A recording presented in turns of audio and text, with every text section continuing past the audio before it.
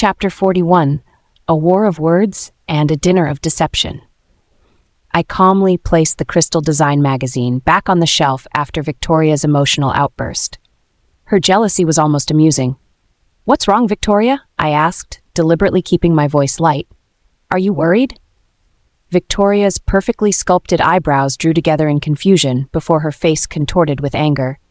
"I have nothing to be anxious about," she started defensively, then stopped abruptly as realization dawned on her face. I couldn't help the small smile that tugged at my lips. She'd fallen right into my trap, effectively admitting to be worried, a derogatory term implying she was desperate and territorial. Fury flashed in Victoria's eyes. She lunged at me with a snarl, her manicured nails aimed at my face. I moved quickly, catching her wrists and pinning her against the bookshelf. Several crystal samples rattled precariously on their shelves. "Let me go," she hissed, struggling against my grip. My emerald eyes locked with hers. Despite my status as a Luna without favor, I was still physically stronger than her. "Victoria Frost," I said, my voice dropping to an icy whisper. "Seduce him? He doesn't deserve it." Victoria's face paled with rage. She twisted violently in my grip. I released her and stepped back, returning to my work organizing the crystal samples as if nothing had happened. "You'll regret this," Victoria spat, straightening her designer blouse.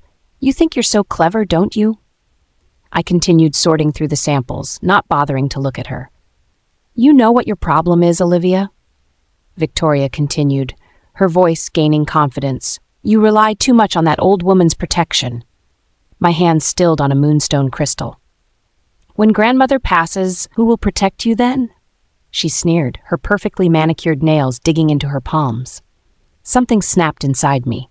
I grabbed the magazine from the shelf and hurled it at Victoria.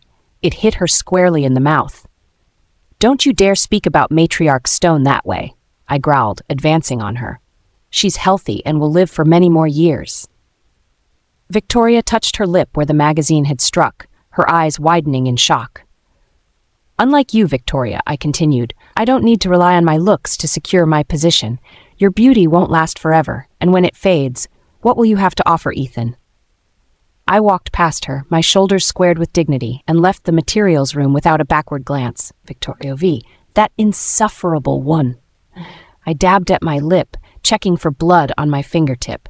How dare she attack me? I was Victoria Frost, beloved of Alpha King Ethan Stone. I wouldn't let this humiliation stand. I took several deep breaths, composing myself before returning to the main office. A plan was already forming in my mind. Gregory Hayes approached as I emerged from the materials room. "Mrs. Frost, are you all right? You look flushed." I gave him my most dazzling smile. "I'm perfectly fine, just excited about my first day."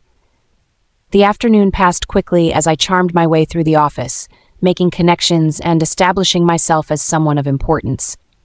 By the end of the day, I had the perfect opportunity to demonstrate my superiority over Olivia. "Everyone," I announced with practiced casualness as we were preparing to leave, "I'd like to invite you all to dinner at Ambercrest Restaurant tonight." Excited murmurs spread through the office. "Ethan has reserved the private dining room for us," I continued, watching their eyes widen. "He wanted to celebrate our first day at Canis Enterprises." Amanda Fletcher was the first to accept. "How generous of Alpha King Stone. I'd be delighted to join." One by one, our colleagues eagerly agreed. Even Sophia Hughes couldn't hide her excitement at the prospect of dining at such an exclusive establishment. Only Olivia remained silent, her face carefully blank. "You'll join us too, won't you, Olivia?" I asked sweetly, making sure everyone could hear. "After all, we're colleagues now." She met my gaze steadily. "Of course, Victoria, I wouldn't miss it." Amber Crest Restaurant was the crown jewel of Shadow Creek. As we entered the elegant establishment, I watched with satisfaction as my colleagues gasped at the inlaid walls and crystal chandeliers. The maitre d' recognized me immediately. "Mrs. Frost, welcome back. Alpha Kingstone's private dining room is prepared as requested." I led our group through the restaurant, enjoying the envious glances from other diners. The private dining room, known as the Moonlight Chamber, was exclusive to Ethan and had never been open to the public. "Please, make yourselves comfortable," I said, gesturing to the plush chairs around the large table. "Order whatever you'd like. After all, I purred, glancing at Olivia, Ethan is paying. I instructed the waiter to bring wine from Ethan's private cellar and several menus. The venison with moonberry sauce is excellent, I suggested, watching Olivia from the corner of my eye. To my annoyance, Olivia calmly ordered several venison dishes. She seemed completely unaffected by my attempt to intimidate her. As we ate, I noticed Olivia checking her phone repeatedly. When it vibrated with an incoming message, a slight change came over her face. "Excuse me," she said, rising from her seat. "I need to use the restroom." I watched as she walked not toward the restrooms, but toward the exit. Suspicious, I excused myself and followed her. She was heading through the garden outside the restaurant, moving quickly as if to meet someone. I caught up to her near a moonlit fountain.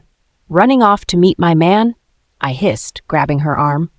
Olivia turned, her emerald eyes flashing with irritation. "Your man? Strange. I don't recall seeing your wedding ceremony." Her sarcasm infuriated me. "Don't play dumb, Olivia. I know you're trying to intercept Ethan." She pulled her arm free from my grip. "And what right do you have to interfere if I am?" "He loves me," I insisted, my voice rising despite my efforts to stay calm. "He always has." Olivia's laugh was short and bitter. "Is that why he rushes to your side at every call? Or is it because you've manipulated him for years, using Emma as bait?" "He may be bound to you by some ancient tradition," I spat, "but his heart belongs to me. It always has, and it always will." Olivia's. Victoria's declaration hung in the air between us. Her desperation was almost palpable. "Is that what you tell yourself at night?" I asked quietly. "That his heart belongs to you?" Victoria's face flushed with anger. "I don't need to tell myself anything. I know it's true." I shook my head, almost pitying her. "If you were so confident, you wouldn't be following me around like a suspicious mate." My phone vibrated again. James was waiting for me at the corner, as we'd arranged. "Enjoy your dinner, Victoria," I said, turning to leave. "I've lost my appetite." Victoria grabbed my wrist, her nails digging into my skin. "You're not going anywhere. Not until you admit you were planning to meet Ethan." I twisted free from her grasp. "I don't owe you any explanations." "He'll never love you," Victoria hissed, her composure cracking. "No matter what you do, he'll always come back to me." I met her gaze steadily. "Is that why you're so afraid whenever we're alone together? Because deep down, you know your hold on him isn't as strong as you pretend?" Victoria's face paled. "You're delusional." "Am I?" I challenged. "Then why did you call him last night when he was with me? Why do you constantly need to remind everyone of your connection to him?" Victoria stepped closer, her voice dropping to a venomous whisper. "Your daughter is dead, Olivia. She's gone, and nothing will bring her back. Not Ethan's attention, not his love, nothing." The mention of Lily sent a wave of cold fury through me. I fought to keep my expression neutral. "Your man?" "Strange, I don't recall seeing your wedding ceremony," I replied coolly, deliberately changing the subject away from my daughter. Victoria's eyes narrowed. "He may be bound to you by some ancient tradition," she spat, "but his heart belongs to me. It always has, and it always will." Chapter 42, Truth and Deception. "Is that so? Are you so sure?" I asked Victoria with a sneer, watching her face closely. Victoria's perfectly painted lips twitched slightly.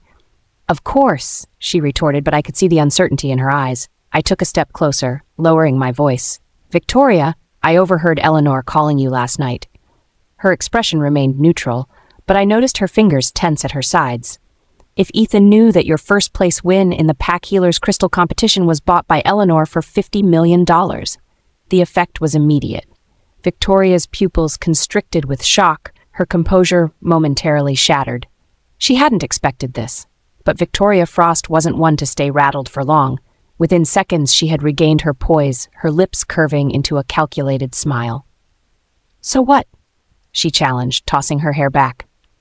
"Olivia, don't tell me you plan to tell Ethan." She laughed derisively, the sound grating on my nerves. "Do you think Ethan would believe you just based on your words?" The truth in her statement hit harder than any physical blow. I lowered my eyes, unable to maintain my defiant stance. "Of course he won't," I murmured. A wave of bitterness washed over me as I acknowledged the reality of my situation. If only Ethan had a shred of trust in me, I wouldn't have to endure this humiliation.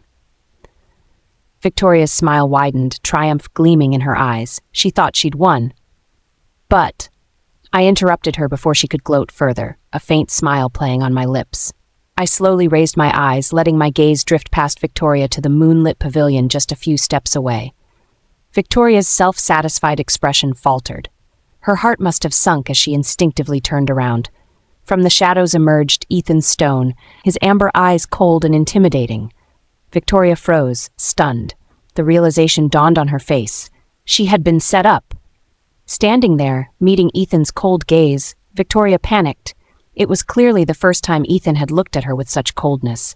She rushed forward and grabbed his wrist, her eyes reddening as she choked out, "Ethan, listen to my explanation." The Alpha King radiated an icy aura, his face grim with anger. Yet, he didn't shake off Victoria's hand. He was waiting for her explanation. My lips curled into a sarcastic smile. This was the difference between love and indifference. Even though Victoria had practically admitted to using underhanded methods, something Ethan detested, he was still willing to give her a chance to explain.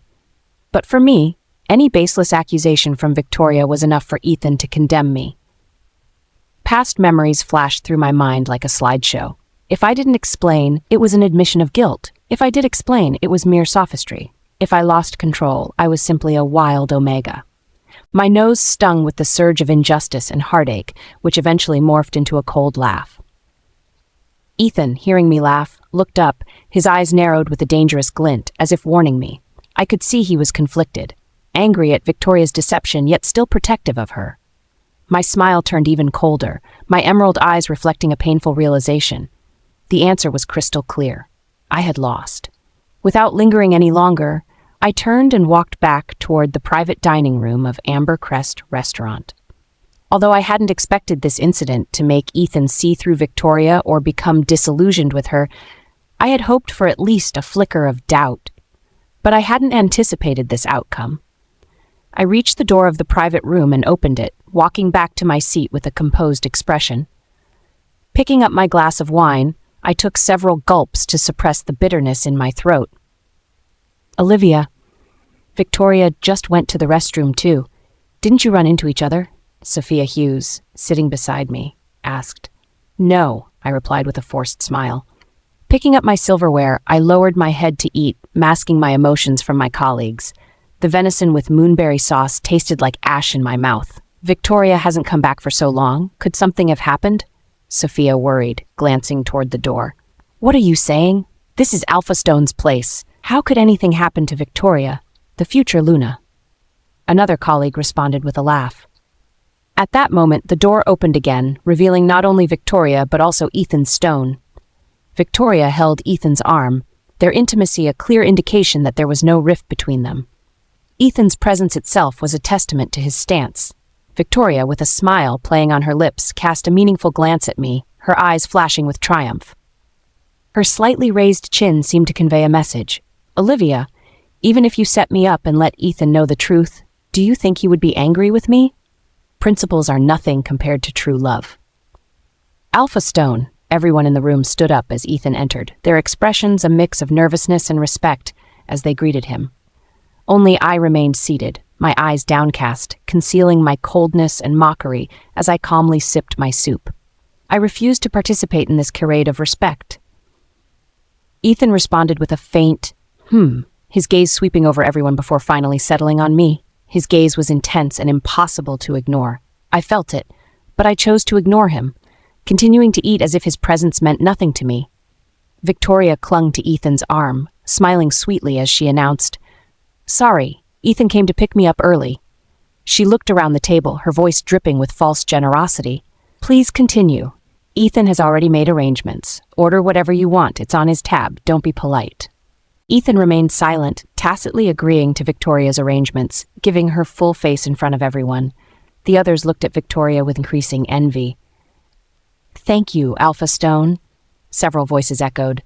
Ethan nodded again, without saying much. Victoria glanced at me, aware of my low alcohol tolerance. A new scheme was forming behind her eyes. "Excuse me, everyone, I'd like to propose a toast," she announced, releasing Ethan's arm. Victoria walked to her seat, picked up her glass, and filled it to the brim with wine. I initially didn't move, but Victoria fixed her gaze on me, prompting the others to follow suit. I had no choice but to pick up my glass and take a perfunctory sip. My alcohol tolerance wasn't high, and the previous glass had already started to affect me, making the room spin slightly. Victoria downed her drink in one gulp, then stumbled slightly as she set down her glass, falling into Ethan's arms with practiced precision. Leaning against him, she pressed her temple and looked up, her eyes misty as she spoke in a coquettish tone. "Ethan, I feel a little dizzy. Let's go home." Chapter 43, The Sting of Betrayal. Let's go home. 3 simple words from Ethan's lips to Victoria, yet they pierced my heart like silver. I kept my eyes fixed on my plate, refusing to watch as he wrapped his arm around Victoria's waist, supporting her drunken form. I could feel his amber eyes on me as they passed, but I wouldn't give him the satisfaction of seeing my pain. The venison on my plate suddenly looked unappetizing, the moonberry sauce congealing into a dark pool. The click of Victoria's designer heels faded as they exited the private dining room of Amber Crest Restaurant. Only when I was certain they were gone did I allow myself to take a breath. "Well, that was unexpected," Sophia Hughes whispered beside me, her eyes wide with excitement. "Alpha Stone himself. Can you believe it?" I managed a non-committal hum, taking another sip of wine despite my better judgment. The alcohol burned down my throat, dulling the sharper edges of my humiliation. With Ethan and Victoria's departure, the atmosphere in the room shifted. The oppressive tension dissipated, replaced by animated chatter as my colleagues resumed their conversations with renewed vigor. "I think this calls for another toast," Sophia announced, standing up with her wine glass held high. Her cheeks were flushed from the alcohol, her eyes bright. The others quickly followed suit, raising their glasses in anticipation. "To new beginnings and successful designs," Sophia declared. "To new beginnings," everyone echoed. I forced a smile and raised my glass, taking a careful sip. The room had already started to spin slightly, and I knew I needed to be cautious. My wolf form might have enhanced healing abilities, but my human form had embarrassingly low alcohol tolerance. "Are you all right, Olivia?" Sophia asked, noticing my careful sipping. "You've barely touched your food."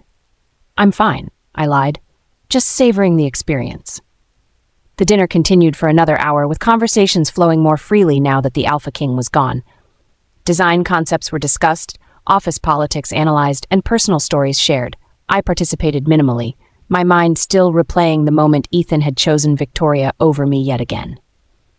As the evening drew to a close, the bill was settled, on Ethan's tab, as Victoria had so generously announced, and people began making arrangements to get home. "We can share a ride," offered one of the male designers from the crystal testing department. 2 others nodded in agreement. I glanced at the 3 men, all slightly intoxicated and watching me with varying degrees of interest. The thought of being confined in a car with them made me uncomfortable. "Thank you, but my friend is picking me up," I lied smoothly, avoiding direct eye contact. "He should be here any minute." They seemed disappointed but didn't press the issue. As they gathered their belongings and headed out, I remained seated, pretending to check my phone. When the last of them had left, I exhaled deeply, relieved to be alone. The alcohol in my system was making it difficult to think clearly, and I needed fresh air. I made my way outside to the garden adjacent to Amber Crest Restaurant. The night air was cool against my flushed skin, and I welcomed the sensation. The garden was beautifully maintained, with moonflowers blooming under the night sky. Their subtle fragrance helped clear my head slightly as I walked toward a decorative fountain at the center. I reached the fountain and leaned over, cupping my hands to collect some water. The cold liquid felt refreshing as I splashed it on my face, though it did little to dispel the alcohol's effects. Moonlight illuminated my reflection in the rippling water. I looked tired, my emerald eyes shadowed with exhaustion and hurt. "Pull yourself together, Olivia," I whispered to my reflection. "You're stronger than this." I spotted a stone bench nearby and decided to sit down until I felt steady enough to call for a ride. The simple task of walking straight suddenly seemed monumental. 1, 2, 3. I counted my steps carefully, focusing intently on placing one foot in front of the other. By the time I reached 7, the garden had begun to spin more violently. I blinked hard, trying to regain my focus. 8, I whispered, taking another wobbly step forward. Instead of finding empty space, I collided with something solid, a broad chest clad in expensive fabric. My hands instinctively clutched at the formal jacket for support, and a familiar scent enveloped me. Victoria's Povey. I leaned against Ethan in the underground parking garage, playing the role of the intoxicated damsel to perfection. Maxwell Chen, Ethan's ever-efficient assistant, held the car door open with his usual stoic expression. "Thank you, Max," I purred, making sure to stumble slightly as Ethan guided me into the back seat of his sleek black SUV. I felt a surge of triumph as Ethan slid in beside me. Once again, I had succeeded in pulling him away from Olivia, away from his responsibilities to her. It was becoming almost too easy. As Maxwell closed the door and moved to the driver's seat, I shed my designer jacket with a dramatic sigh. "It's so warm in here," I murmured, deliberately exposing more skin as I leaned closer to Ethan. I placed my hand on his thigh, my touch light but suggestive. Ethan remained still, his amber eyes unreadable as they stared straight ahead. I had expected him to be at least slightly affected by my proximity, but he seemed completely unmoved. "Chen," Ethan's voice cut through the silence, startling me. "Take Miss Frost home." I froze, my hand still on his thigh. "But Ethan," I protested, dropping the pretense of intoxication. "I thought we were going back to your place." "I have business to attend to," he replied, his voice devoid of emotion. Before I could respond, he had opened the door and stepped out of the vehicle. I watched in disbelief as he shut the door firmly behind him. "Wait," I called out, but he was already walking away, his powerful figure disappearing into the shadows of the parking garage. I sat back against the leather seat, my carefully constructed facade crumbling. Had he seen through my act? Was he still angry about the pack healer's crystal competition? "Would you like me to take you home now, Miss Frost?" Maxwell asked from the front seat, his voice professional and detached. I swallowed my frustration and nodded. "Yes, please." As the car pulled away, I stared out the window, my reflection staring back at me with worried eyes. For the first time, I felt a flicker of doubt about my hold on Ethan's stone, Olivia's POV. The solid chest I had collided with belonged to none other than Ethan Stone. His amber eyes looked down at me with a mixture of coldness and amusement as I clutched his formal jacket for support. "Counting steps now, are we?" he asked, his deep voice vibrating through his chest. I immediately tried to push away, but my inebriated state made the movement too forceful. I stumbled backward, nearly falling before Ethan's strong hands caught my elbows. "Let go," I demanded, my voice sounding slurred even to my own ears. "So you can fall flat on your face?" "Sup, I think not," Ethan replied, his grip remaining firm. The moonlight illuminated his features, highlighting the sharp angles of his face. He looked unfairly handsome, his black hair slightly tousled by the night breeze. "Where's Victoria?" I asked bitterly. "Shouldn't you be taking her home?" A shadow crossed Ethan's face. "Victoria is on her way home."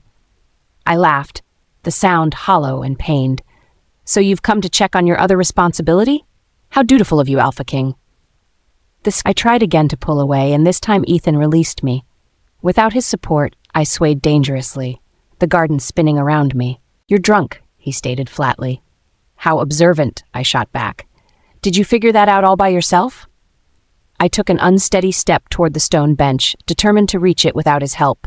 My foot caught on an uneven paving stone, and I pitched forward. Once again, Ethan was there, catching me before I could hit the ground. This time, he didn't just steady me, he swept me into his arms, cradling me against his chest. "Put me down," I protested, pushing weakly against him. "Stop struggling," he commanded, his alpha voice sending a shiver down my spine. I fell silent, too dizzy and too tired to fight anymore. The steady rhythm of his heartbeat against my ear was oddly comforting. "Why are you here?" I asked quietly after a moment. "Why aren't you with her?" Ethan didn't answer immediately. He carried me to the stone bench and set me down gently, then took a seat beside me. "You shouldn't drink if you can't handle it," he said, ignoring my question. I turned my face away from him, staring at the moonflowers that lined the garden path. "You didn't answer my question." "I don't owe you an explanation for my actions," he replied coldly. The familiar sting of rejection washed over me. Of course he wouldn't explain. He never did. "Then leave," I whispered. "Go back to Victoria. She needs you more than I do." Ethan remained seated, his presence both comforting and torturous. The silence between us stretched, filled with unspoken words and buried emotions. "Can you walk?" he finally asked, his voice softer than before. I nodded, though I wasn't entirely sure. "I just need a minute." "I'll wait," he said simply. We sat there under the moonlight, the fragrance of moonflowers enveloping us in a sweet cocoon.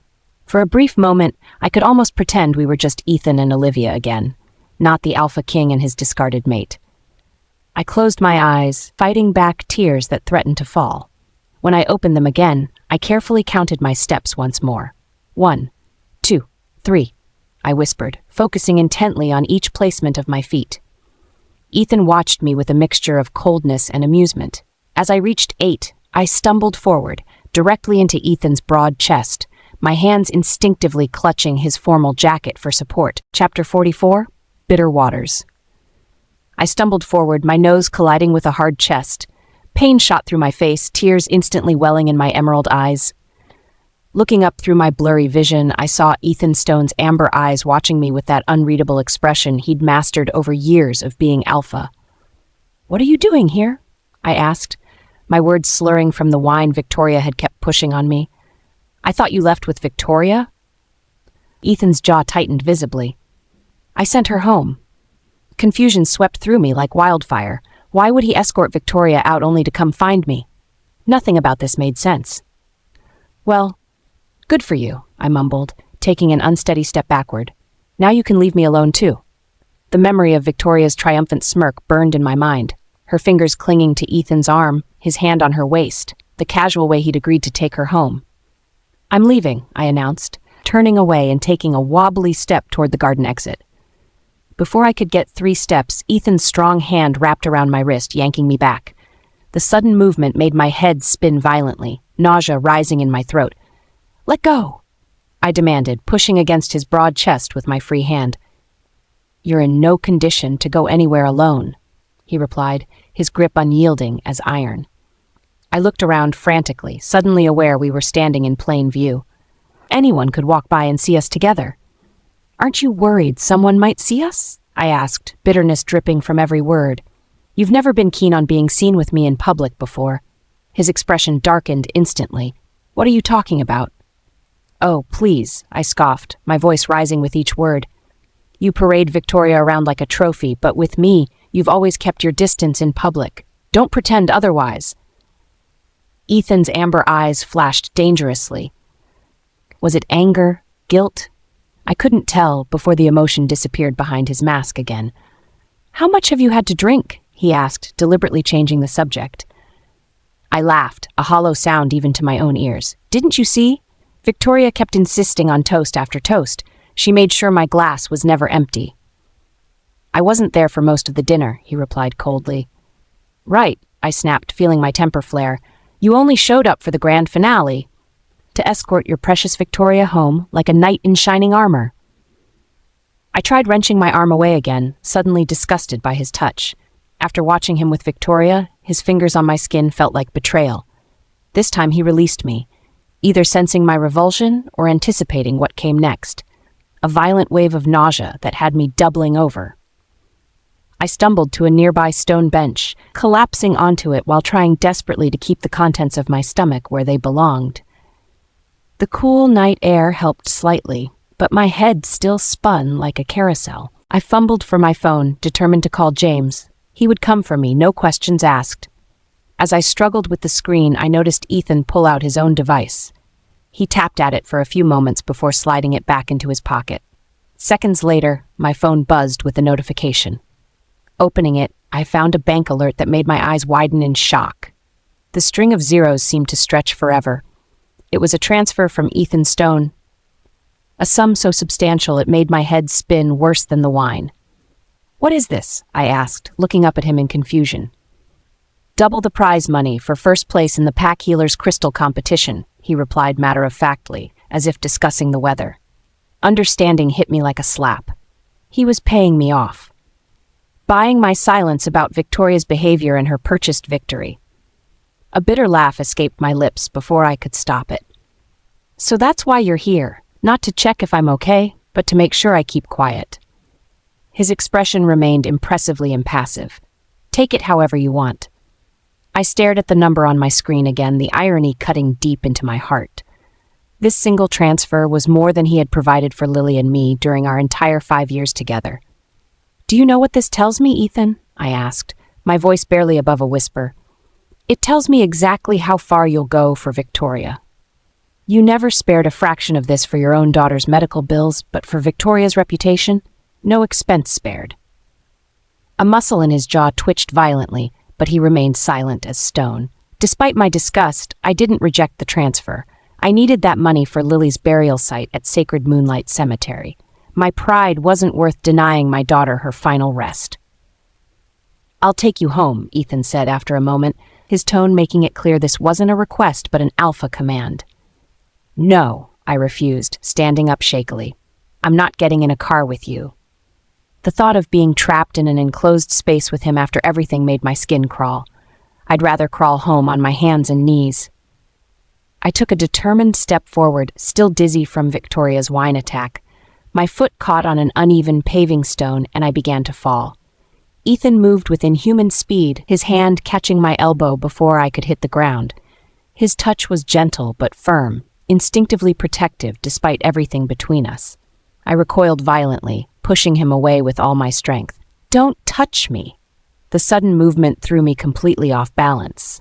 I stumbled backward, arms flailing wildly as I tried to find something to grab. Instead of solid ground, my feet suddenly met nothing but air. I fell backward with a startled cry, plunging directly into the moonlit reflection pool adjacent to Ambercrest Restaurant. The shock of icy water hit me like a physical blow. I gasped involuntarily, the cold penetrating my clothes instantly. The freezing temperature seemed to cut straight to my bones as I struggled to pull myself up. Strong hands gripped my arms before I could manage it, hauling me from the water with effortless strength. Ethan's face showed a mix of concern and frustration as he quickly pulled my soaked coat away from my body. I shivered uncontrollably, my teeth chattering loudly as the night air hit my wet clothes. Without hesitation, Ethan removed his black alpha overcoat and wrapped it around my shoulders. His scent immediately surrounded me, pine, amber, and something uniquely Ethan. I tried to struggle against it, to push the coat away despite my freezing state. He stopped me with a single stern look, his eyes flashing with unmistakable alpha command. Still causing trouble? He asked, his voice cutting through my protest like a knife. The authority in his voice temporarily silenced me as I stood there, pathetically dripping and shivering, wrapped in his coat like a child. Chapter 45, Returning to the Den, Ethan's POV. I held Olivia close against my chest, her small frame shivering from her unexpected dip in the moonlit reflection pool. The moonlight caught the droplets of water in her chestnut hair, making them shimmer like tiny crystals. Why did you pretend to be sick on your second day at Canis Enterprises? I asked, my voice stern despite the concern churning inside me. She remained silent, her emerald eyes deliberately avoiding mine. The stubborn set of her jaw told me she wouldn't answer easily. Olivia, I pressed, my tone hardening with alpha authority. Answer me. Still nothing, just the sound of her chattering teeth and the faint scent of venison and moonberry sauce from the dinner she'd barely touched. With a frustrated sigh, I adjusted my grip and began walking toward the exit of the moonlit garden. My driver would be waiting with the car, and Olivia needed to get warm before she caught a chill. Put me down, she finally spoke, her voice barely above a whisper. People will see. Let them, I replied, tightening my hold, her small hands pushed against my chest. Please, Ethan, I don't want more gossip. I glanced down at her face, noting the genuine distress in her eyes. Pack politics were brutal, especially for an Omega without a wolf. The rumors about us were already vicious enough. Olivia pulled my black alpha overcoat over her face as we passed a group of pack members near the entrance. Their curious eyes followed us, and I heard their whispers even after we'd passed. Did you see that? The Alpha King carrying his Luna? I thought he was with Victoria Frost now. Shh! He'll hear you! I pretended not to notice, focusing instead on getting Olivia to the waiting vehicle where Maxwell Chen stood at attention holding the door open. Alpha, he greeted with a respectful nod, his face betraying no surprise at seeing me carrying my soaking wet mate. "Take us to Maple Grove," Olivia said as I placed her in the back seat. I shot her a sharp look. "No. Maple Grove is my home," she insisted, her emerald eyes flashing with defiance despite her shivering. "Turn the heat up," I instructed Maxwell, ignoring her protest. "Full blast." Maxwell nodded and closed the door, moving swiftly to the driver's seat. Within moments, warm air began flowing through the vents of the luxury SUV. Olivia huddled in the corner of the seat, as far from me as possible. Her wet clothes clung to her skin, and despite the heat, she continued to shiver. "Take off your shoes," I ordered, reaching for her feet before she could protest. She flinched away. "What are you doing?" "Your shoes are soaked. Take them off." When she made no move to comply, I took matters into my own hands. Grasping her ankle firmly but gently, I removed first one shoe, then the other, followed by her soaking wet socks. Her feet were ice-cold and pale. I rubbed them between my palms, trying to restore circulation. "Stop," she gasped, trying to pull away. "What do you think you're doing?" I raised an eyebrow. "Preventing frostbite. What do you think I was doing?" A blush spread across her cheeks. Nothing." "Your clothes are soaked through," I pointed out. "You need to take them off." Her eyes widened in alarm. "I will not strip in front of you. Would you prefer to catch pneumonia?" I countered. "Take them off. Now." She glared at me, that familiar fire in her eyes that always managed to both irritate and intrigue me. "Turn around," she demanded. I almost smiled at her audacity. Even soaking wet and at my mercy, she still issued commands like she was the alpha.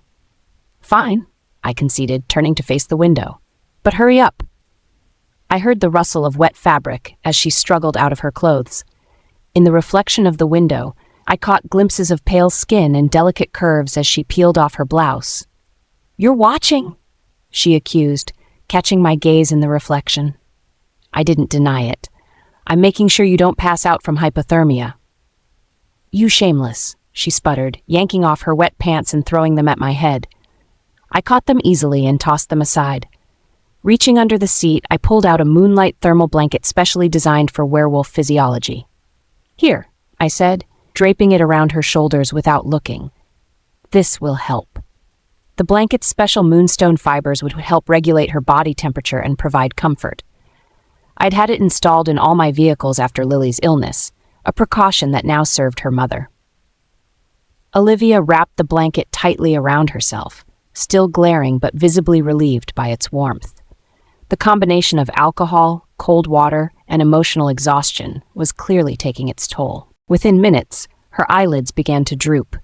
She fought against sleep, her head nodding forward before jerking back up. Eventually, she lost the battle.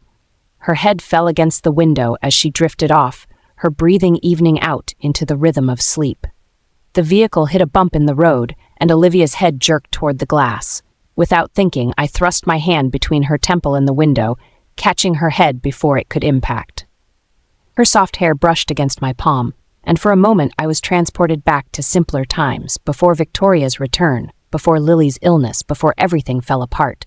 Gently, I guided her head to rest on my shoulder instead of the hard window. She mumbled something incoherent, but didn't wake.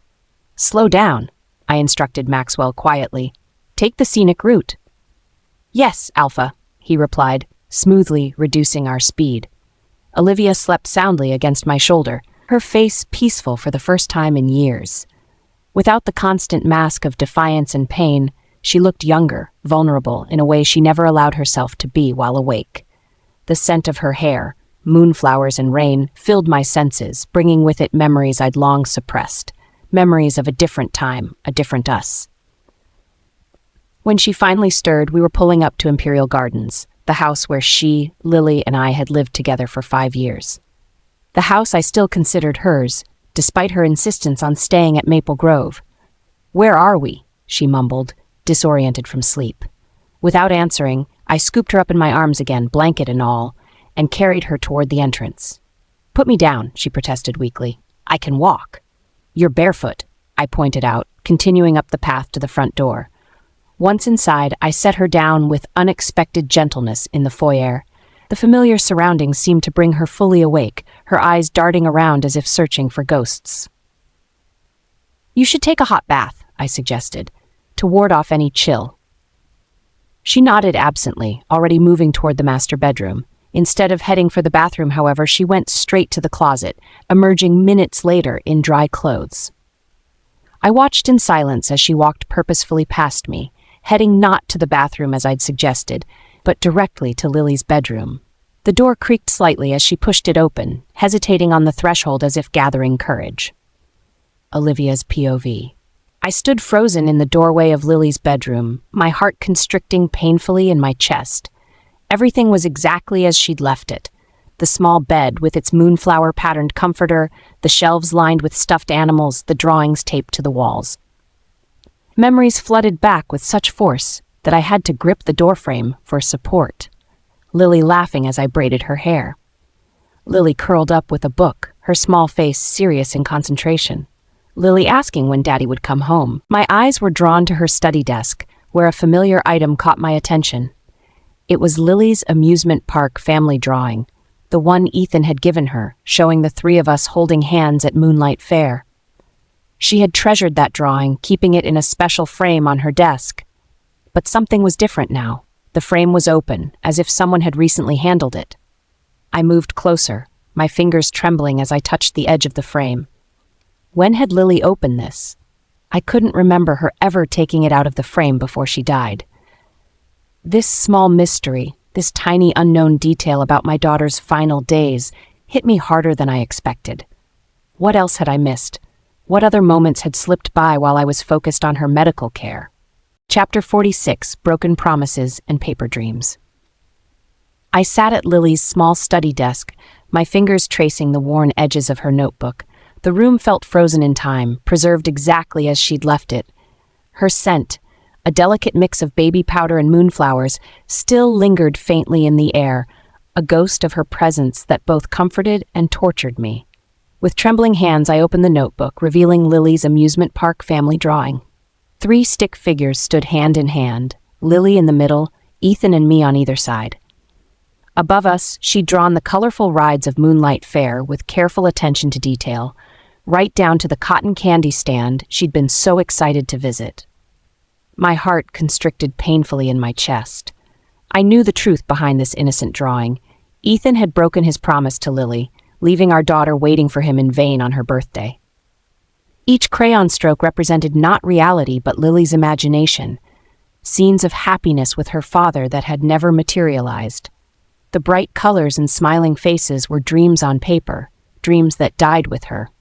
Tears blurred my vision as I pictured Lily standing at the entrance of Moonlight Fair, her small face lighting up each time someone approached, only to fall when it wasn't her father. Hours passing, her hope fading with the daylight. I remembered how she'd insisted on waiting just a little longer despite the freezing cold, despite her weakening condition. Her unwavering faith in her father had been heartbreaking. "He promised, Mommy," she'd said, her voice small but certain. "Daddy never breaks his promises." But he had. And worse than breaking his promise to Lily, he'd been at Disney that same day, with Victoria and Emma. I'd seen the pictures on Victoria's social media. Ethan carrying Emma on his shoulders, buying her the crystal-embroidered ice princess gown that Lily had begged for, but been denied. My tears fell onto the drawing, smudging the bright crayon colors. I wiped them away quickly, desperate not to damage this precious remnant of my daughter's hope. "I'm so sorry, baby," I whispered to the empty room. "I'm so sorry he didn't come." The sound of footsteps in the hallway pulled me from my grief. I recognized Ethan's heavy tread immediately but didn't turn around. I couldn't bear to look at him while holding physical evidence of his betrayal. I heard him pause in the doorway, felt his presence behind me. The scent of the herbal tea he carried wafted through the room, moonberry and mint, designed to help clear my head from Victoria's wine attack. His breath caught audibly as he noticed what I was looking at. I felt rather than saw him move closer, until he stood just behind my chair, looking over my shoulder at Lily's notebook.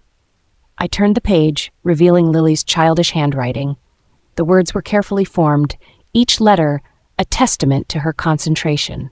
"Mommy said it's true. Daddy will celebrate my birthday with me alone."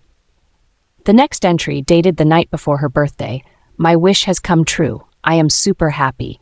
And finally, the last entry she'd ever make, "Tomorrow, I will be the happiest child in the world."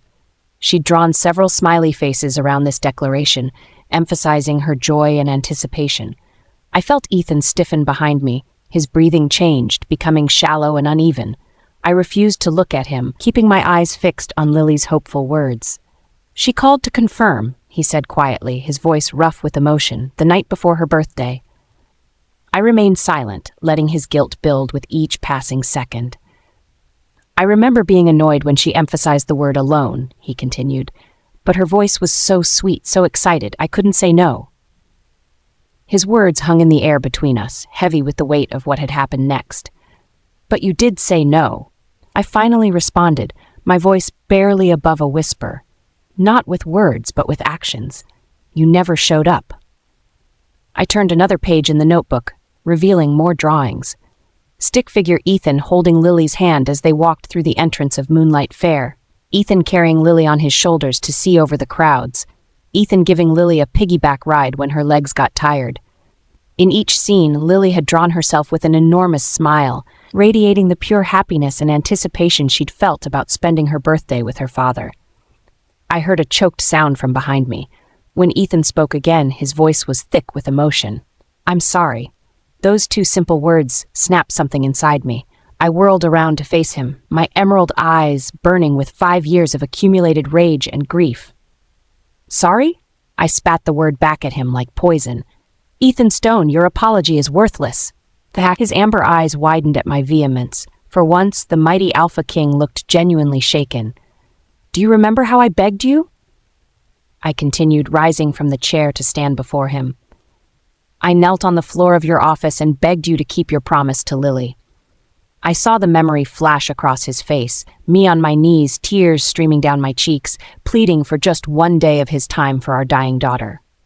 "You said you couldn't because Emma needed treatment for silver poisoning," I reminded him bitterly. "But that was a lie, wasn't it? Because you took Emma to Disney instead." Guilt shadowed his features. He set the bowl of tea down on Lily's desk with unsteady hands. "I was wrong," he admitted, his voice carrying an unprecedented humility. "I will make it up to Lily." A harsh laugh escaped my throat. "Make it up? How? Do you know how long Lily waited for you at the Moonlight Fair?" I stepped closer to him, my grief transforming into righteous fury. "She waited from morning till night, Ethan. More than 10 hours in the freezing cold. It was below freezing that day. Even adults couldn't bear it, let alone a 5-year-old child with a failing kidney." Tears flowed freely down my cheeks now, but I made no move to wipe them away. "And where were you?" I demanded, my voice breaking. "You were at Disney, buying Emma the same princess dress that Lily had begged for. You were carrying Emma on your shoulders while our daughter stood alone in the cold, watching other fathers with their children, making excuses for why you weren't there yet." Ethan's face contorted with pain as my words painted the vivid picture of Lily's lonely vigil. I could see him envisioning it, Lily's small figure at the entrance, her hopeful eyes scanning each approaching adult, her condition gradually deteriorating in the cold. "She refused to leave," I continued, my voice dropping to a whisper. "She kept saying you promised, so you would come. She believed in you until the very end." Ethan's composure finally cracked. A single tear escaped his amber eye, tracking down his cheek before he could wipe it away. "Tell Lily to come back," he choked out, his voice raw with emotion. "I promise her, from now on, whenever she wants to go to the Moonlight Fair, I will take her." Chapter 47, The Last Chance. My fingers trembled as I held up Lily's amusement park family drawing. The childish strokes depicted the three of us, Lily in the middle, holding both our hands at the Moonlight Fair. Her stick figure's smile stretched across half her face, radiating the pure joy she'd imagined experiencing with her father. This was her dream, I whispered, my voice breaking, to spend just one day with both her parents, to feel like a normal family. Ethan's amber eyes fixed on the drawing. Something shifted in his expression, the hard lines of the Alpha King softening into something I hadn't seen in years. "She drew this the night before her birthday," I continued, watching his reaction carefully. "She was so certain you'd keep your promise this time." Ethan reached for the drawing with uncharacteristic gentleness. His fingers brushed against mine as he took it, sending an unwelcome shiver up my arm. I didn't know, he murmured, staring at the crayon figures. I didn't realize how much it meant to her. How could you? I replied bitterly. You were never there to see. Instead of the anger I expected, Ethan's shoulders slumped slightly. He traced the outline of Lily's figure with his thumb, his expression unguarded for once. Not just the moonlight fair, he said suddenly, his voice carrying an unusual gentleness. Anything she wants, anything I can do, I will do it for her. My breath caught in my throat. Was this genuine remorse? After 5 years of neglect and months of denial since her death? Liv, tell me, he continued, using the nickname only James had ever used, where is Lily? The question hung between us, loaded with meaning. For months, he'd refused to believe Lily was gone, accusing me of hiding her. Now his eyes held a flicker of acceptance, and with it, pain. Hope bloomed dangerously in my chest. Could this be the breakthrough I'd been waiting for? The moment Ethan finally accepted our daughter's death and helped me honor her memory? I'll take you to her, I said quietly. Ethan nodded, his expression solemn as he carefully folded the drawing and placed it in his pocket. He extended his hand toward me, not demanding but offering. Let's go, he said. I hesitated before accepting his hand, allowing him to help me up from Lily's small chair. His touch was gentle as he guided me with a hand at the small of my back, leading me toward the door. The gesture felt foreign after so many months of coldness between us. Yet something in his demeanor had changed, in the impenetrable armor of the Alpha King. We walked in silence to his car, the night air cool against my skin. Ethan opened the passenger door for me, another small courtesy I'd forgotten he was capable of showing. As he slid into the driver's seat, I gave him directions to Sacred Moonlight Cemetery. He nodded, starting the engine without question. The silence between us felt different now, heavy with unspoken grief rather than anger. I stared out the window at the passing streetlights, afraid to break this fragile moment of understanding. Ethan's phone rang suddenly, shattering the quiet. Victoria's name flashed on the screen, illuminating the dashboard with an accusatory glow. My heart sank as quickly as it had risen. Of course. Victoria always had impeccable timing. Don't answer it, I said, my voice tight. Please, Ethan, this is your last chance. His hand hovered over the phone, hesitation clear in his expression. Your last chance to choose, I continued, my words deliberate and measured. Between Victoria and finally seeing Lily. Ethan's jaw tightened as he declined the call, placing the phone back in the center console. Relief washed over me, but it was short-lived. His phone buzzed again with a text message notification. Despite myself, I glanced down and caught the words on the screen. Ethan, please, answer the phone. If you don't, Emma and I will die. The desperation in Victoria's message was clear, even through text. My stomach clenched with dread as Ethan snatched up the phone, all traces of our moment of connection evaporating instantly. I have to call her back, he said, his tone brooking no argument. Don't, I pleaded, grabbing his wrist. She's manipulating you, can't you see that? But his eyes had already hardened, concern for Victoria and Emma eclipsing any lingering guilt he felt toward Lily. He shook off my hand and dialed Victoria's number, putting the call on speaker. Victoria's frantic voice filled the car immediately. Ethan, thank God you called back. He's here. He's threatening us. Who's there? Ethan demanded, his knuckles whitening on the steering wheel. Victoria, calm down and tell me what's happening. A man. He broke into the house? She sobbed dramatically. He says I stole his first place in the Pack Healers Crystal competition. He knows about the judges being bribed. My blood ran cold. I had just revealed that information to Ethan minutes ago in Lily's room. He says someone told him everything, Victoria continued, her voice trembling. That I didn't deserve to win, that I cheated. Emma is terrified, Ethan. We're hiding in the bathroom, but he's trying to break down the door.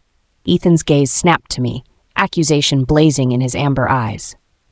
Olivia, is this your purpose? He demanded, his voice low and dangerous. Is this why you were showing me Lily's drawings, to distract me while you set this up? What?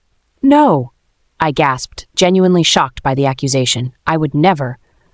You better pray that nothing happens to Victoria and Emma, he cut me off, making a sharp U-turn in the middle of the road. The sudden movement threw me against the car door. My head hit the window, sending a burst of pain through my temple. Ethan, stop! I cried, clutching the dashboard for support. Think about what you're doing. Victoria is lying. But he wasn't listening. His focus had narrowed entirely to Victoria's continued sobs through the speaker. I'm coming, he assured her, his voice taking on that gentle tone he reserved exclusively for her and Emma. Just stay hidden. I'll be there in 5 minutes. Hurry, Ethan, Victoria whimpered. I don't know how much longer we can...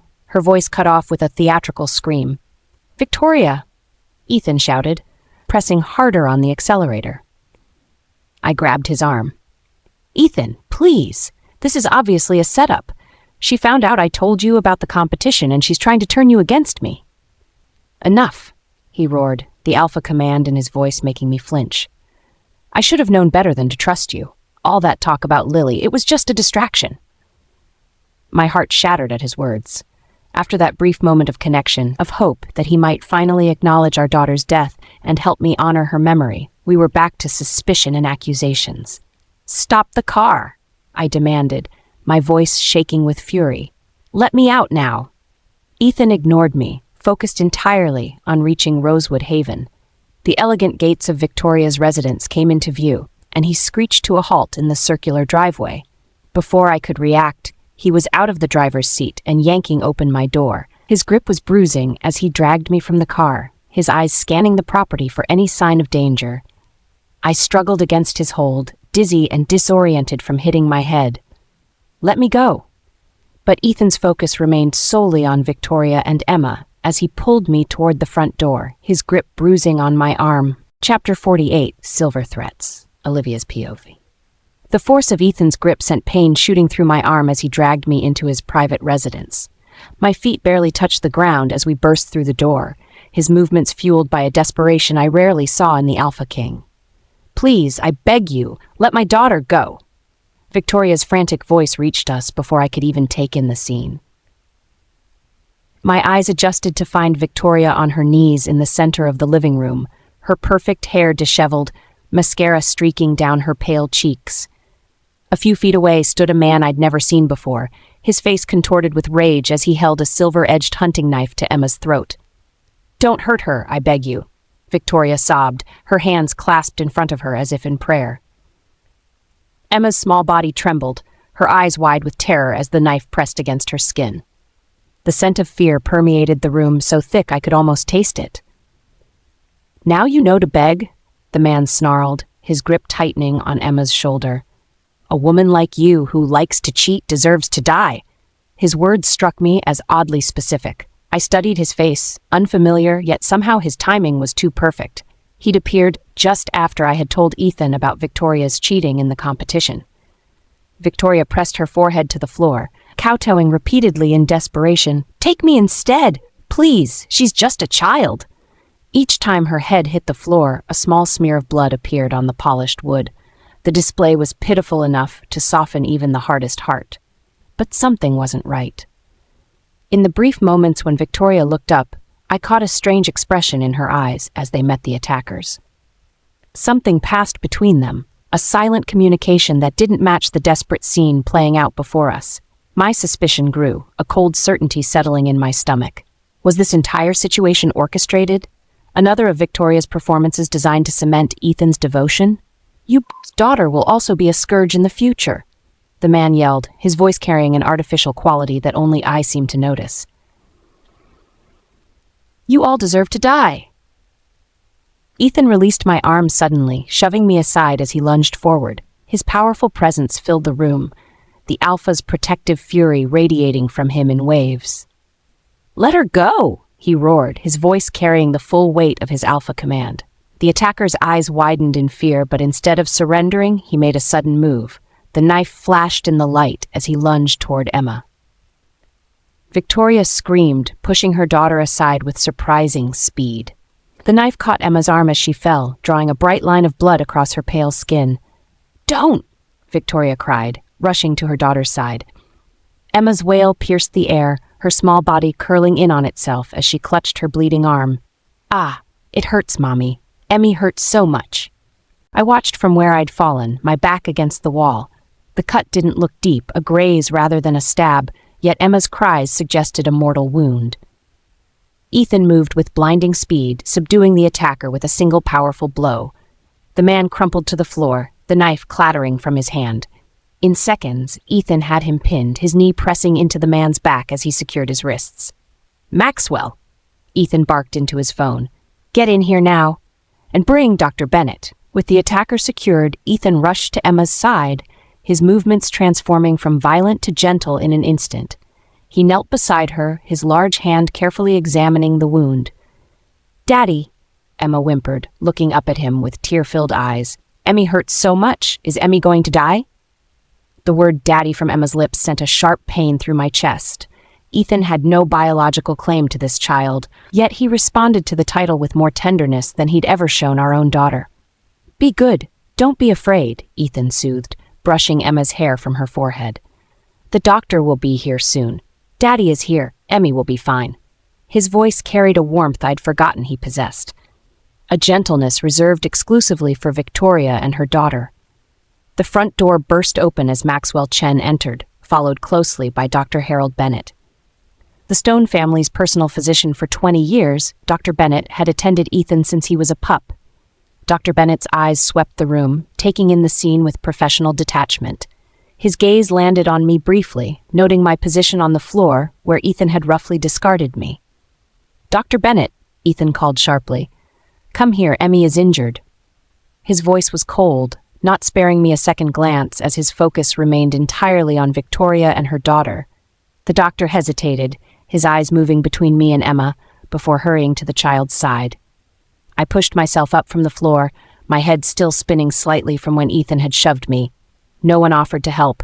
No one even acknowledged my presence. Dr. Bennett knelt beside Emma, opening his medical bag with practiced efficiency. "Let me see, young lady," he said gently, examining the wound. "It burns," Emma sobbed, clinging to Victoria with one hand and Ethan with the other. "It hurts so much." "The knife appears to have been silver-edged," Dr. Bennett said gravely. "I'll need to counteract the effects immediately." He removed a vial of moonberry fever reducer from his bag, measuring a small dose into a syringe. "This will help with the pain," he explained to Emma, his manner calm and reassuring. I watched as he administered the medicine, then carefully cleaned and stitched the wound. The cut was superficial, barely deep enough to require stitches, yet everyone treated it like a life-threatening injury. Ethan never left Emma's side, murmuring comforting words and gently stroking her hair. "You're so brave," he praised as Dr. Bennett finished the last stitch. "My strong little girl." My heart twisted painfully in my chest. I couldn't help but remember Lily's final days, how she had suffered through far worse pain with no father to comfort her, how she had endured countless needles and procedures without Ethan's reassuring presence. Emma's whimpers gradually subsided as the medicine took effect. She leaned heavily against Ethan, her small hand clutching his shirt. "Will there be a scar?" Victoria asked anxiously, her perfect features marred with concern. "Minimal," Dr. Bennett assured her. "I've used my finest technique, and with proper aftercare, it should heal beautifully." Victoria exhaled in relief, her hand covering her heart. "Thank goodness, my poor baby has been through enough." Throughout it all, I remained invisible, a ghost in my own husband's home, witnessing the care and attention lavished on another woman's child, while memories of my own daughter's neglect burned fresh in my mind. From my position against the wall, I observed the scene with growing numbness. Ethan comforting Emma with tender words and gentle touches. Dr. Bennett attending to her with a level of care that Lily had rarely received during her long illness. Victoria's theatrical displays of maternal concern rewarded with Ethan's unwavering support. The parallel to how Lily had been neglected during her illness was painfully clear, reopening wounds in my heart that had never truly healed. As Emma nestled against Ethan's chest, secure in the knowledge that she was protected and loved, I couldn't help but remember Lily's final request, to see her father just once before she died. A request that had gone unfulfilled, leaving my daughter to depart this world, believing her father simply didn't care enough to say goodbye. Chapter 49, Painful Memories and False Accusations. I watched in silent agony as Ethan cradled Emma in his arms. His large hands, so capable of violence, now moved with impossible gentleness as he examined the shallow cut on her forearm. "Does it still hurt, Emmy?" he asked, his voice soft with concern. Emma sniffled dramatically, her eyes wide and tearful as she looked up at him. "A little, Daddy, but I'm being brave." "You're the bravest girl I know," Ethan praised, pressing a kiss to her forehead. The tenderness in his expression was like a knife to my heart. A memory surfaced, sharp and painful, refusing to be ignored any longer. Lily had been lying in her hospital bed, tubes snaking from her frail body. Her kidney failure had progressed rapidly, leaving her weak and in constant pain. Despite everything, her eyes had lit up when I entered the room that day. "Mommy," she'd whispered, her voice barely audible. "Can I ask you something?" I'd sat beside her, smoothing her thin hair away from her forehead. "Anything, baby." She'd hesitated, her fingers playing nervously with her blanket. "Can I call Daddy? Just for a minute?" The request had broken my heart. After months of Ethan's neglect, Lily still yearned for her father's attention. I'd handed her my phone, helping her dial his number when her fingers trembled too much to manage it. I could still hear her small voice, so hopeful as Ethan answered, "Daddy, it's Lily."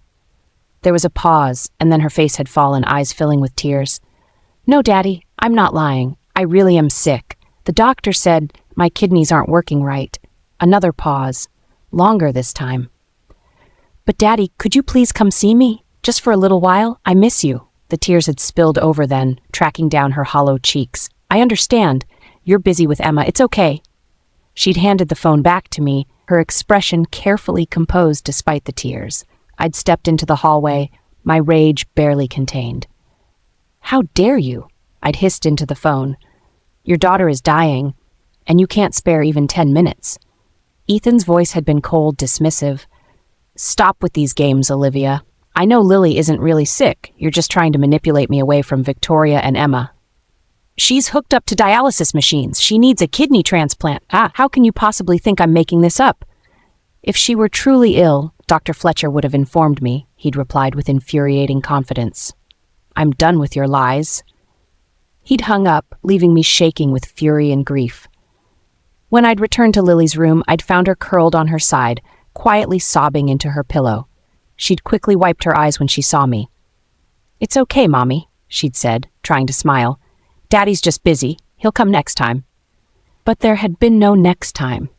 Lily had died 3 weeks later, still waiting for her father to visit. The memory faded, leaving me cold with renewed grief and rage as I watched Ethan fuss over Emma's minor wound with more concern than he'd ever shown our dying daughter. Dr. Bennett finished bandaging Emma's arm and packed away his supplies.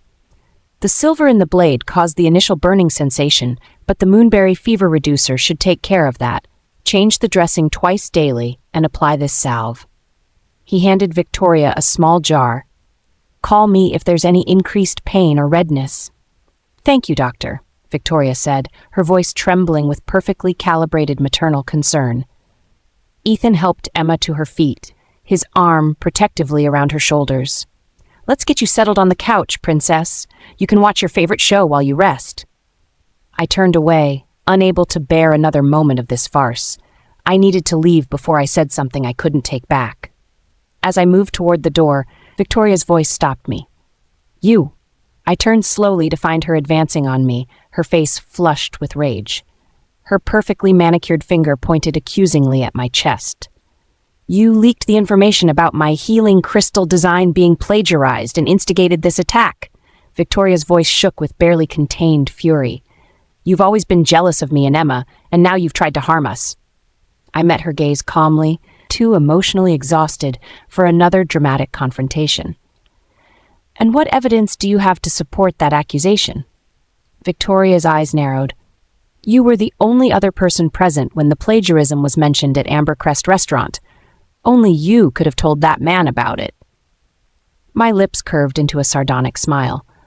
"Or perhaps you arranged this little performance yourself. It's quite convenient how this attacker appeared just when I was finally getting through to Ethan about Lily." Victoria's face contorted with indignation. "How dare you? My daughter was injured. She could have been killed." She turned to Ethan, her voice dropping to a wounded whimper. "Do you see how she treats me?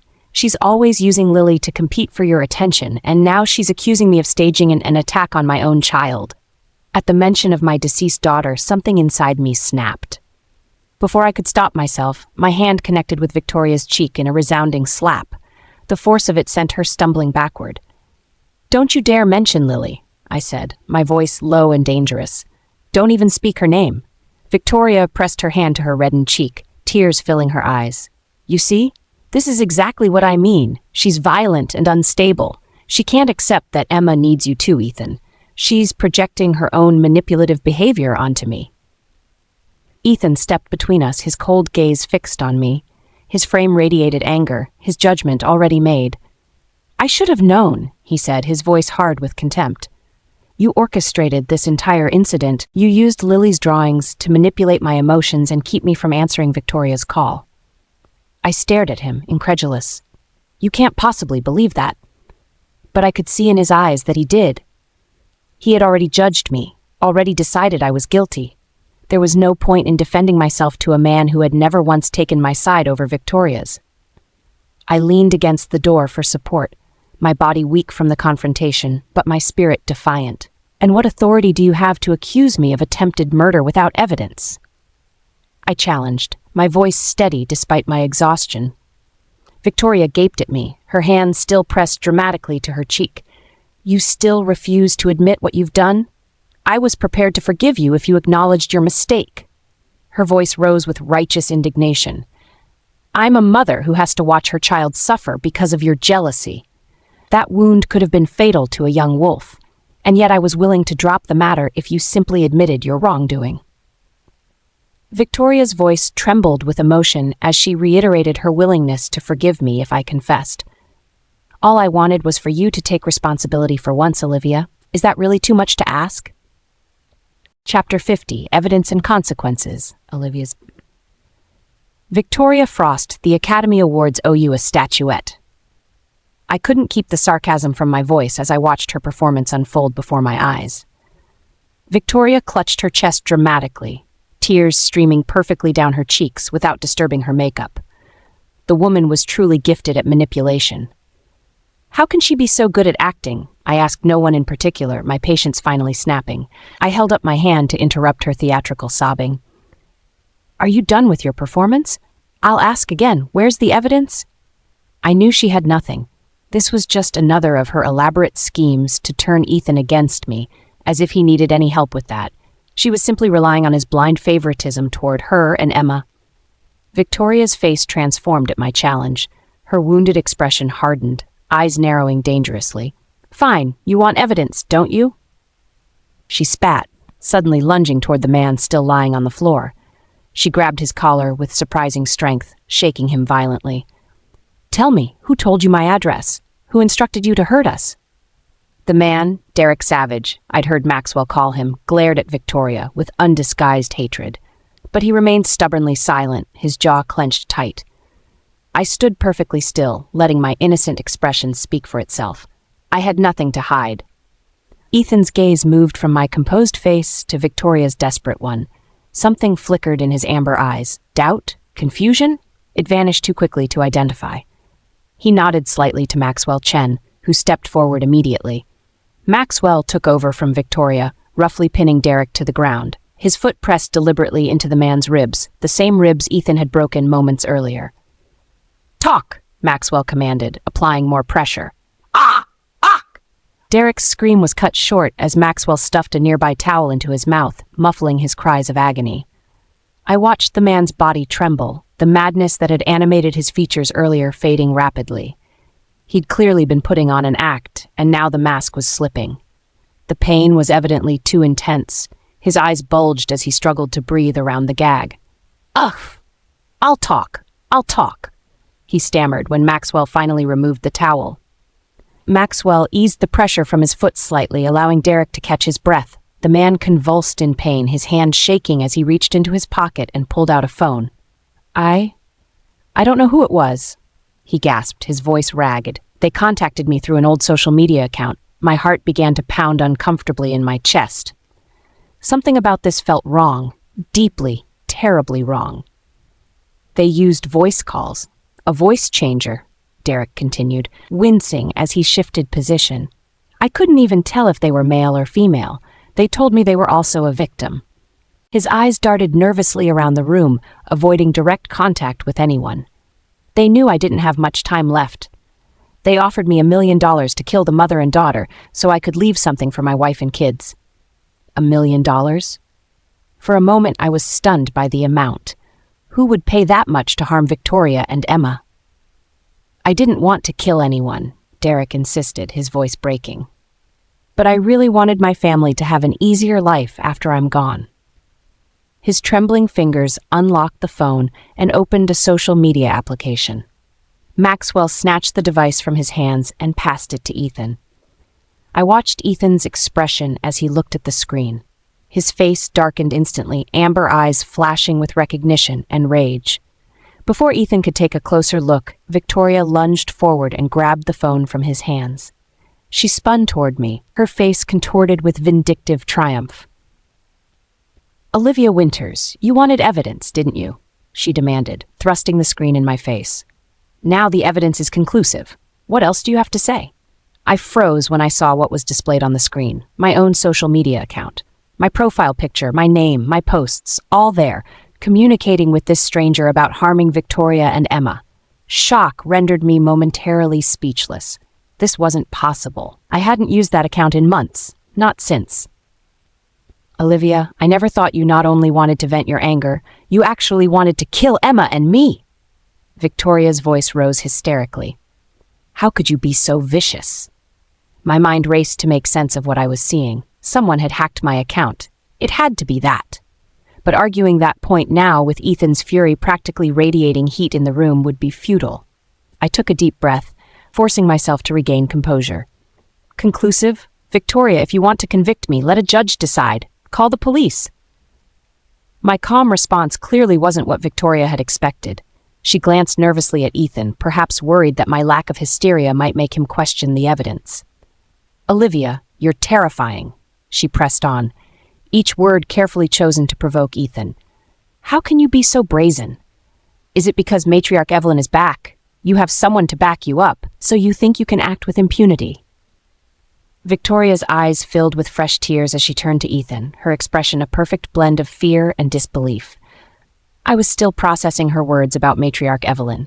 The elderly woman had been kind to me once, before her memory became fixed in the past. Could Victoria be right? Was I unconsciously counting on her protection? My thoughts were interrupted by Ethan's voice, cold and final. "I won't let her off lightly for hurting Emma."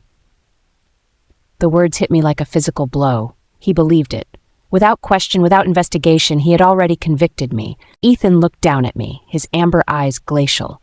That single sentence had sealed my guilt in his mind. Victoria seemed momentarily confused, but understanding dawned on her face when Ethan grabbed my arm and began dragging me toward the door that led to the basement. I saw the flash of satisfaction in her eyes as she realized what was happening. Isabel must have told her about my first days in the Stone household, how she had locked me in the basement as punishment for some imagined slight, how she had instructed the servants to release rats and insects inside, knowing my terror of them. That basement had become my personal hell, a nightmare I'd fought to forget. "Ethan Stone, let me go." I struggled against his iron grip as he pulled me down the hallway. My heart hammered against my ribs, a panic rising in my throat. I couldn't believe I had been foolish enough to think, even for a moment, that Ethan might trust me. "Let me go," I repeated, digging my heels into the floor, but his strength was overwhelming. He didn't even look at me as he dragged me toward my nightmare. Chapter 51, Shadows of the Dungeon, Olivia's POV. Ethan's grip was like iron around my wrist, his fingers digging painfully into my skin as he dragged me across the living room of Rosewood Haven. My struggles were futile against his superior strength. I felt like a broken doll, helpless and small in the face of his rage. "Let me go," I demanded, my voice stronger than I felt. "You have no right to handle me this way." His pace never slowed, his amber eyes fixed straight ahead, refusing to even look at me. "If you truly believe I'm guilty, send me to the police," I shouted, hoping to appeal to whatever sense of justice might remain in him. "Let them investigate properly." That finally got a reaction. Ethan stopped abruptly, turning to face me with eyes that had darkened to the color of burnt honey. "Shut up!" he snarled, his voice vibrating with barely contained fury. "You want the police involved? So you can manipulate the system again? So you can escape proper justice?" His accusation struck me like a physical blow. What system had I ever manipulated? When had I ever escaped justice? "You're so fearless because you think my grandmother will protect you," he continued, his grip tightening further. Just like before. Understanding dawned, cold and bitter. He thought I was confident because his grandmother would shield me from consequences, just as he blindly sided with Victoria. The realization stung, despite my attempts to harden my heart against his betrayal. I bit my lip, fighting back tears of frustration. With my free hand, I reached into my pocket and pulled out my phone. James would help me. He always did. Before I could even unlock the screen, Ethan snatched the device from my hand. He powered it off with a decisive click and tossed it carelessly onto the sofa. "Ethan, what do you want?" I demanded, struggling to keep my voice steady despite my trembling body. My eyes burned with unshed tears of anger and fear. He didn't answer. Instead, he pulled me toward a door I hadn't noticed before, tucked away in a corner of the room. With a swift motion, he flung it open, revealing a yawning darkness beyond. My heart stopped. A basement, dark and forbidding, with stone steps disappearing into blackness. My entire body went cold with recognition and terror. Not again, not this. "Ethan, no," I pleaded, digging my heels into the floor, fighting his pull with every ounce of strength I possessed. "Don't lock me in there, My voice broke as memories flooded back. Eleanor's cruel smile as she'd shoved me into this very basement years ago, the scratching of tiny claws in the darkness, my own screams echoing off stone walls. "I didn't do anything wrong," I cried, my composure shattering completely. "Please, I'm innocent." Ethan's face remained impassive, unmoved by my terror. "You need time to reflect on your mistakes," he said coldly, "to understand what you've done wrong." With a powerful shove, he pushed me through the doorway. I stumbled on the top step, barely catching myself against the wall to avoid tumbling down the stairs. Before I could turn around, the heavy door slammed shut behind me. The sound of the bolt sliding into place was like a death knell. "Ethan!" I screamed, pounding my fists against the unyielding wood. "Please, don't leave me here." Silence was my only answer. I pressed my ear against the door, straining to hear any sound from the other side. Nothing. He had walked away, leaving me trapped in my worst nightmare. My breathing quickened, shallow gasps that did little to fill my lungs. The darkness pressed in around me, absolute and suffocating. I fumbled along the wall, desperately searching for a light switch. My fingers found it, and I flipped it up and down frantically. Nothing happened. The power had been cut. Hope drained from me like blood from a wound. I slid down the wall until I was sitting on the top step, my knees drawn up to my chest, arms wrapped tightly around them. "Help!" I screamed, knowing it was futile. "Please, someone help me!" The thick walls absorbed my cries, swallowing them into nothingness. No one would hear me. No one would come. Panic rose in my throat, threatening to choke me. I forced myself to take deeper breaths, trying to slow my racing heart. It was just darkness, I told myself. Just a power outage. Nothing to be afraid of. But the darkness wasn't empty. It was alive with memories. Eleanor's laughter as she'd locked me in here the first time, the taunts of the servants as they'd released rats into the basement, knowing my terror of them. "It's not real," I whispered, rocking back and forth. "There's nothing here. Just darkness." But my body wouldn't believe the reassurances my mind offered. Every nerve ending screamed danger, every muscle tensed for flight. Sweat beaded on my forehead despite the chill of the basement air. I strained my ears, listening for any sound that might indicate I wasn't alone. The silence was almost complete, broken only by my own ragged breathing and the distant hum of the house above. Then, a faint rustling, soft, almost imperceptible, but unmistakable to my heightened senses. I wasn't alone. A whimper escaped my lips as I pressed myself harder against the wall, as if I could somehow melt into the stone. The rustling came again closer this time, followed by a light scratching sound. Rats. Just like before. Eleanor had known about my childhood trauma, how the orphanage had locked disobedient children in a rat-infested cellar as punishment. She'd used that knowledge against me, and now Ethan was doing the same. Tears streamed down my face, hot against my cold skin. I hugged myself tighter, trying to make myself smaller, less noticeable to whatever lurked in the darkness. "Please," I whispered, though I didn't know who I was begging. There was no one to hear, no one to help. The rustling grew louder, more persistent. I imagined tiny claws scrabbling against stone, beady eyes gleaming in the darkness, sharp teeth ready to bite. A sob tore from my throat, raw and primal. The weight of my fear was crushing, pressing down on me until I could barely breathe. I was trapped in my own personal hell, with no escape and no rescue in sight. The darkness seemed to thicken around me, a tangible presence pressing against my skin. The scratching sounds continued, sometimes fading only to return louder than before. My imagination filled in the gaps that my eyes couldn't see, small, furry bodies moving through the darkness, drawn to the scent of my fear. I buried my face against my knees, trying to block out the sounds, the memories, the terror. But there was no escape from the shadows that had haunted me since childhood, now made real again by Ethan's cruelty. Time lost all meaning in the darkness. Minutes stretched into what felt like hours, each moment an eternity of fear. My body ached from tension, muscles cramping from being held rigid for so long. The rustling sounds had grown more distant, but I couldn't trust that they wouldn't return. I remained frozen in place, afraid that any movement would attract attention. Fresh tears welled up, spilling over to join the ones that had already dried on my cheeks. I missed my daughter with an ache that never dulled, a wound that would never heal. In the oppressive silence and darkness, memories of her were both comfort and torment. Her smile, her laughter, the way she'd looked at Ethan with such hope in her eyes, even after years of his neglect. "I'm sorry, Lily," I whispered into the darkness. "I'm sorry I couldn't protect you." The rustling sounds returned, closer now. I tensed, pressing my back harder against the wall,